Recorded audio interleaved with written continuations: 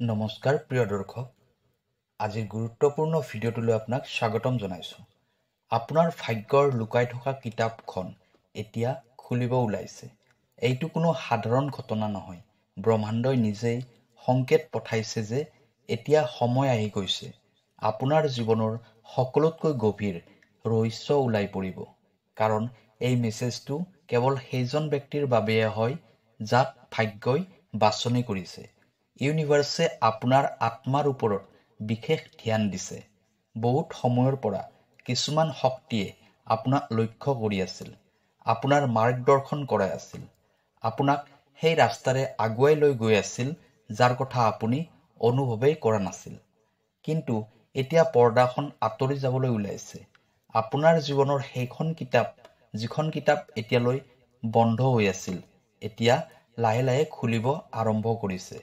আৰু সেই কিতাপখনত কিছুমান এনেকুৱা কথা লিখা আছে যিবোৰ কথা শুনিলে আপোনাৰ হৃদয়ৰ স্পন্দন বাঢ়ি যাব।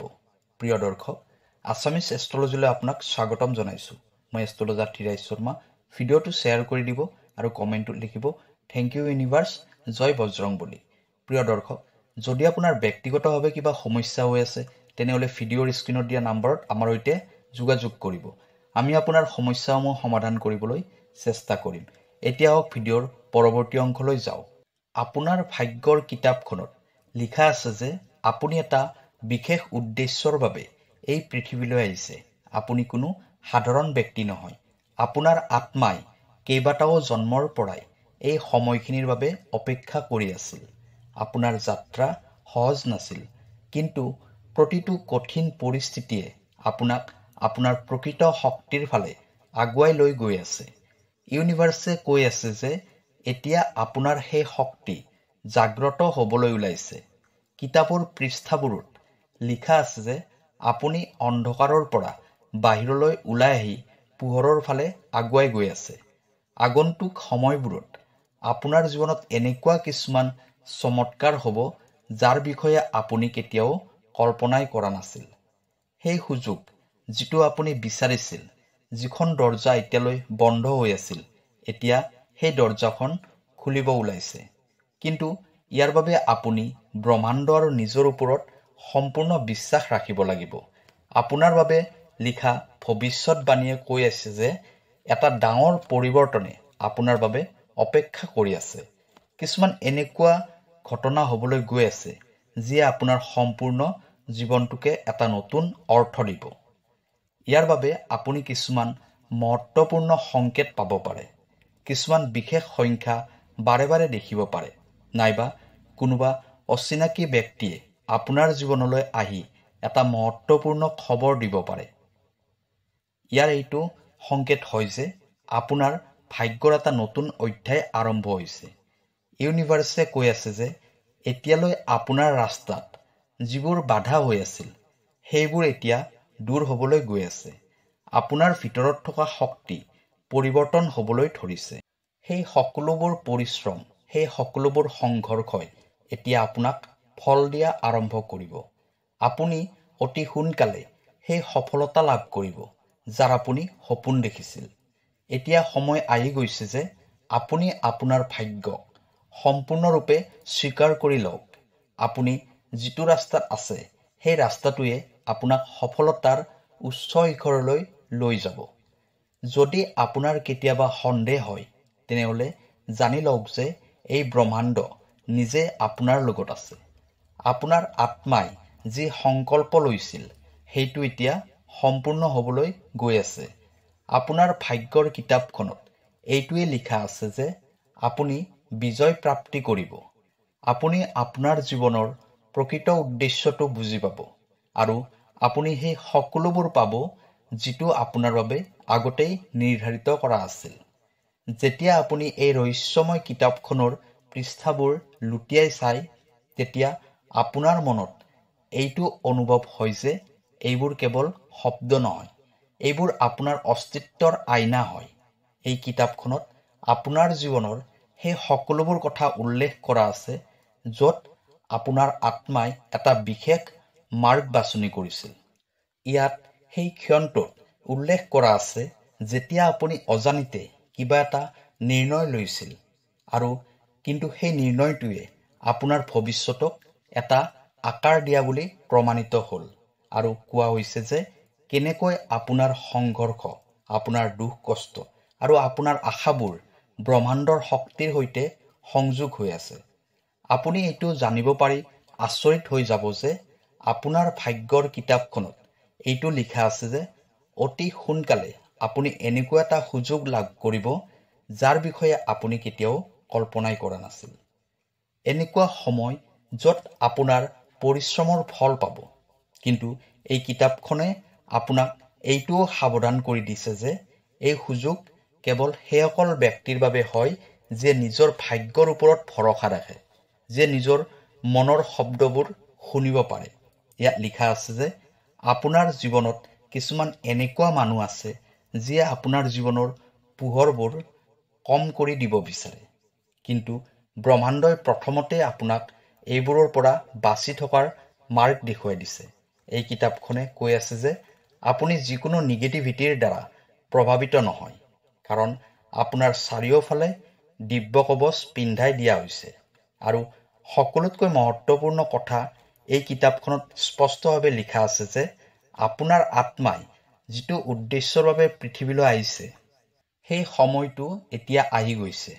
আপোনাৰ প্ৰকৃত শক্তি এতিয়া জাগ্ৰত হ'বলৈ ওলাইছে আৰু আপুনি সেই উচ্চ শিখৰলৈ গৈ পাব যাৰ সপোন আপুনি দেখিছিল।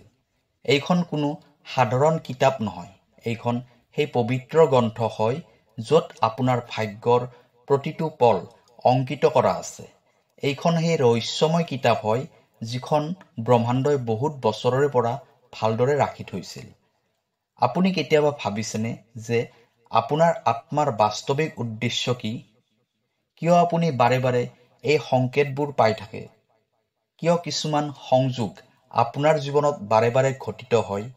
ইয়াৰ উত্তৰ এই পবিত্ৰ গ্ৰন্থখনতে লিখা আছে। এই কিতাপখন যিকোনো সাধাৰণ ব্যক্তিয়ে লাভ নকৰে। কেৱল সেইজন ব্যক্তিহে এই কিতাপখন পায় যাক ভাগ্যই বিশেষ ৰূপত বাছনি কৰিছে। আৰু আজি আপুনি সেই সুযোগটো পাইছে। আপোনাৰ ভাগ্যৰ কিতাপখনত এটা বিশেষ ভৱিষ্যতবাণী উল্লেখ কৰা আছে। এই ভৱিষ্যতবাণীটোৱে কয় যে আপোনাৰ জীৱন এতিয়া এটা নতুন চৰণত প্ৰৱেশ কৰিব ওলাইছে। সেই বাধাবোৰ যিয়ে আপোনাক সদায় ধৰি ৰাখিছিল, সেই বাধাবোৰ এতিয়া সমাপ্ত হ'বলৈ গৈ আছে। যিটো সময়ৰ বাবে আপুনি অপেক্ষা কৰি আছিল, সেই সময়টো এতিয়া আপোনাৰ সন্মুখলৈ আহিব। কিন্তু সকলোতকৈ মহত্বপূৰ্ণ কথা এইটো হ'ল যে এই গ্ৰন্থখনত আপোনাৰ বিষয়ে এনেকুৱা কিছুমান ৰহস্য উল্লেখ কৰা আছে যিটো ৰহস্য আপুনিও নাজানে। আপোনাৰ ভিতৰত এটা শক্তি আছে, যিটো শক্তি ব্ৰহ্মাণ্ডৰ পজিটিভ এনাৰ্জিৰ সৈতে সংযোগ হৈ আছে। যেতিয়া আপুনি এই শক্তিটো চিনি পাব, তেতিয়া আপোনাৰ জীৱন সম্পূৰ্ণৰূপে পৰিৱৰ্তন হৈ যাব। এই কিতাপখনত এইটোও লিখা আছে যে যিদিনা আপুনি নিজক এই দিব্য শক্তিৰ সৈতে সংযোগ কৰাব, সেই দিনাৰ পৰা আপোনাৰ জীৱনত চমৎকাৰ হ'বলৈ ধৰিব। আপোনাৰ ইচ্ছাবোৰ আগতকৈ অধিক তীব্ৰতাৰে সম্পূৰ্ণ হ'ব। আপোনাৰ ভাগ্যৰ কিতাপখনত এইটোও উল্লেখ কৰা আছে যে আপোনাৰ জীৱনত অতি সোনকালে এটা মহত্বপূৰ্ণ সময় আহিব। এই সময়টোৱে আপোনাৰ সমস্ত ধাৰণাবোৰক পৰিৱৰ্তন কৰি দিব আৰু আপোনাক সেই ৰাস্তা দেখুৱাই দিব যিটো ৰাস্তা আপোনাৰ বাবে প্ৰস্তুত কৰা হৈছে। এই গ্ৰন্থখনত স্পষ্ট ৰূপত লিখা আছে যে যিয়ে এই ৰহস্যবোৰ জানিবলৈ প্ৰস্তুত হ'ব, তেওঁৰ বাবে ব্ৰহ্মাণ্ডৰ দুৱাৰ নিজে নিজেই খোলা যাব। এতিয়া সময় আহি গৈছে আপুনি এই ভাগ্যৰ কিতাপখন পূৰ্ণ ৰূপত নিজৰ কৰি লওক। তাত যিবোৰ লিখা আছে সেইবোৰ বুজিবলৈ চেষ্টা কৰক, কাৰণ এইটো আপোনাৰ অস্তিত্বৰ সকলোতকৈ মহত্বপূৰ্ণ সত্য হয়। আপুনি ব্ৰহ্মাণ্ডৰ প্ৰিয় হয় আৰু এইটো কাৰণতে এই মেছেজটো আপোনাৰ ওচৰলৈ গৈছে। আপোনাৰ জীৱনত এই পৰিৱৰ্তন হোৱাটো নিশ্চিত। এই গ্ৰন্থখনে কৈছে যে যিমানে আপুনি আপোনাৰ অন্তৰাত্মাৰ শব্দবোৰ শুনিব, সিমানেই ব্ৰহ্মাণ্ডই আপোনাৰ ইচ্ছাবোৰ পূৰ্ণ কৰি যাব। যিয়ে আপোনাক বাধা দি আছিল, সেই সকলোবোৰ এতিয়া সমাপ্ত হ'ব। এই সময়ত আপুনি আপোনাৰ বাস্তৱিক স্বৰূপটোক চিনি লওক আৰু সেই মহান নিয়তিক নিজৰ কৰি লওক, যিয়ে বহুত বছৰৰ পৰা আপোনাৰ বাবে অপেক্ষা কৰি আছিল। আপোনাৰ ভাগ্যৰ কিতাপখনৰ প্ৰতিটো শব্দই আপোনাক এটা নতুন যাত্ৰাৰ ফালে লৈ যাব। এটা এনেকুৱা যাত্ৰা যিয়ে আপোনাক নিজৰ প্ৰকৃত স্বৰূপটোৰ সৈতে চিনাকি কৰাই দিব আৰু এই ব্ৰহ্মাণ্ডৰ সকলোবোৰ ৰহস্য উদ্ঘাটন কৰিব। এই খবৰটো অৱহেলা নকৰিব, কাৰণ এইটো কোনো সাধাৰণ মেছেজ নহয়। এইটো হ'ল ব্ৰহ্মাণ্ডৰ এটা আমন্ত্ৰণ, আৰু এইটো শুনাটো আপোনাৰ সকলোতকৈ ডাঙৰ সৌভাগ্য। এতিয়া আপোনাৰ সন্মুখত এটা ৰাস্তা আছে। হয়তো আপুনি এইটো এটা মাত্ৰ সংযোগ বুলি ভাবি এৰি দিব পাৰে, নাইবা এই দিব্য মেছেজটো নিজৰ কৰি লৈ আপোনাৰ ভাগ্যৰ কিতাপখনৰ সেই পৃষ্ঠাবোৰ পঢ়িব য'ত আপোনাৰ ভৱিষ্যতৰ বাবে লিখা আছে। আপুনি যিটো সিদ্ধান্ত ল'ব সেইটোৱে আপোনাৰ ভাগ্য নিৰ্ণয় কৰিব। কিন্তু মনত ৰাখিব, ব্ৰহ্মাণ্ডই আপোনাক এই মেছেজটোৰ ওচৰলৈ লৈ আহিছে, কাৰণ আপোনাক এইটোৰ বাবে বাছনি কৰা হৈছে। প্ৰিয় দৰ্শক, ইউনিভাৰ্ছৰ এই মেছেজটোৱে যদি আপোনাৰ হৃদয়ক স্পৰ্শ কৰিছে, তেনেহ'লে এইটো নিজৰ কৰি লওক আৰু আপোনাৰ চিনাকি সকলোকে শ্বেয়াৰ কৰি দিয়ক, যাতে সকলোৱে ইয়াৰ লাভ প্ৰাপ্তি কৰিব পাৰে। কাইলৈ আকৌ লগ পাম অন্য এটা ভিডিঅ'ত। ধন্যবাদ।